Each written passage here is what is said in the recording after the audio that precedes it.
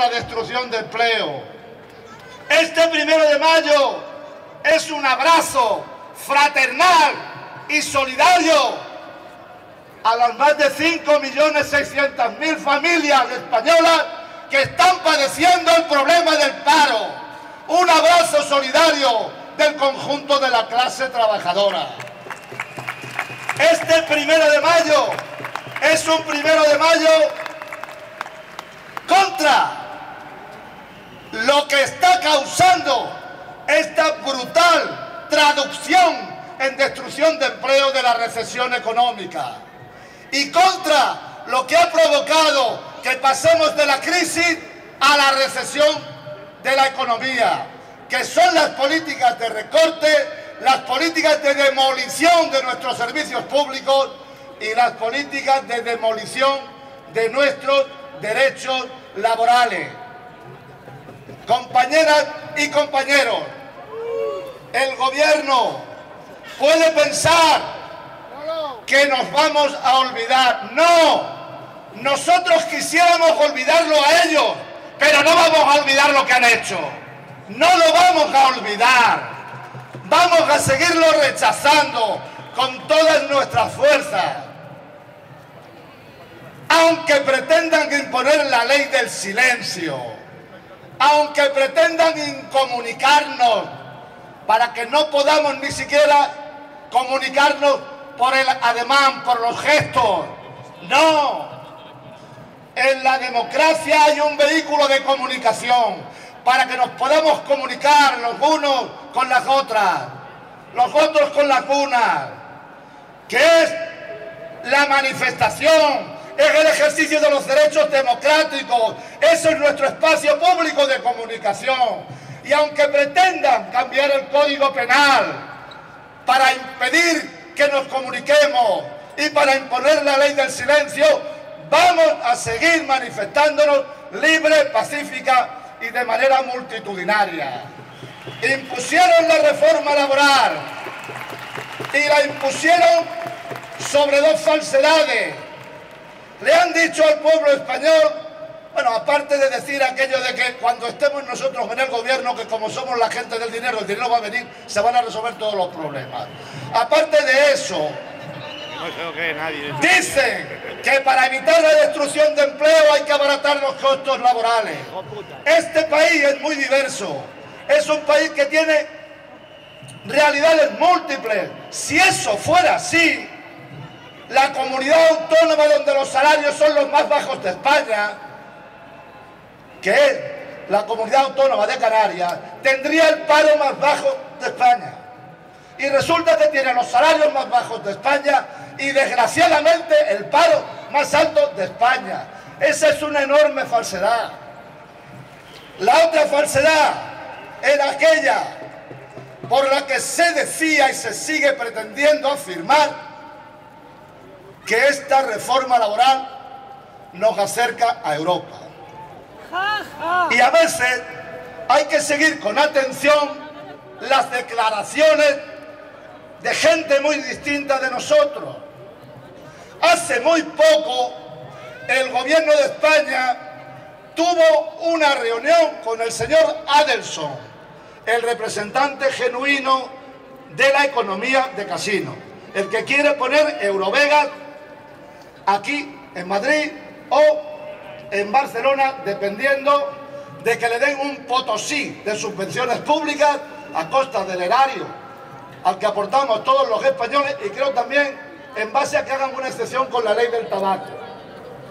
Antes se imponía otra condición, que era la de degradar las condiciones laborales de nuestro país, hacer una especie de apartheid laboral en el proyecto de Eurovegas.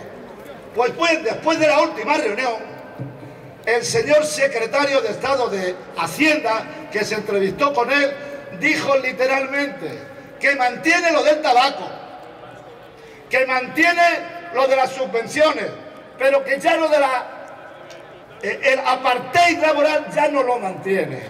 Dice el que dijo el otro: con este nuevo sistema mi situación es mejor que la que tengo en mi país. Él es de Estados Unidos. ¿Cómo que esta reforma nos acerca a Europa, nos lleva al otro lado del charco, a 9 o 10.000 kilómetros, y ni siquiera se para en Estados Unidos? Porque el señor Adelson dice que esto es mejor que lo que tiene en su país. Esta reforma laboral da otro salto por encima del otro charco, del Pacífico, y nos lleva a las condiciones laborales de China. Y nosotros eso no lo podemos consentir. Compañeras y compañeros, yo quiero en el día de hoy convertir también el 1 de mayo en el día de la defensa de la dignidad maltratada de los empleados públicos en nuestro país.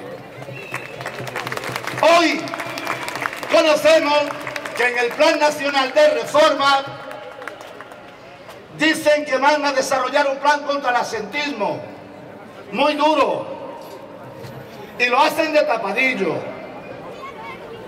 Son muy malos empresarios, los representantes del gobierno de España. Los malos empresarios son aquellos que descalifican a sus propios trabajadores, los han puesto en la picota europea, acusándolos, criminalizándolos.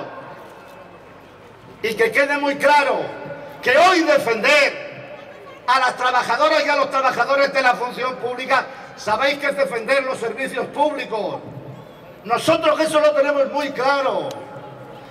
Recordad, todos los que estáis aquí, que sois amigos, amigas del movimiento sindical, que tenéis con nosotros relación y que nos perdonáis los errores que podamos cometer.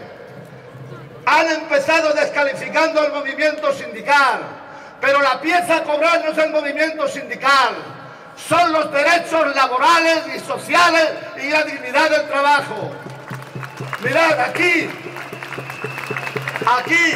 con un cuarto de siglo de retraso, hay que ser carcamal, están intentando aplicar las doctrinas de la señora Thatcher.